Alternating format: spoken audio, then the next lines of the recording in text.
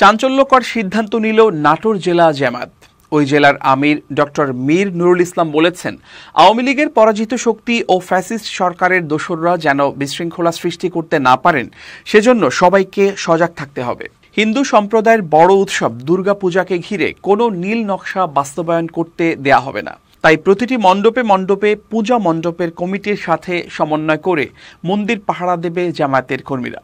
শনিবার বড়াইগ্রাম উপজেলা মডেল মসজিদ অডিটোরিয়ামে রাসূল সাল্লাল্লাহু আলাইহি ওয়াসাল্লামের আদর্শ শীর্ষক আলোচনা সভায় প্রধান অতিথির বক্তব্যে তিনি এসব কথা বলেন।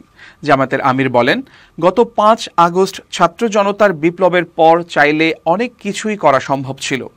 গত 17 বছরে সবচেয়ে বেশি নির্যাতনের শিকার এবং ক্ষতিগ্রস্ত হয়েছে জামায়াত। কিন্তু জামায়াত সেটা না করে উল্টো মানুষের বাড়ি ঘর, ব্যবসা প্রতিষ্ঠান, মন্দির, গির্জা এবং জনরোষ মোকাবেলায় থানায় রাত দিন পাহারা দিয়েছে। জামায়াত মানুষের কল্যাণে কাজ করে, এটা বাংলাদেশের মানুষ ইতোমধ্যে বুঝে গেছে। আমরা আহ্বান করব, আপনাদের সকলের সহযোগিতা পেলে জামায়াত মানুষের কল্যাণে কাজের ধারা অব্যাহত রাখতে পারবে।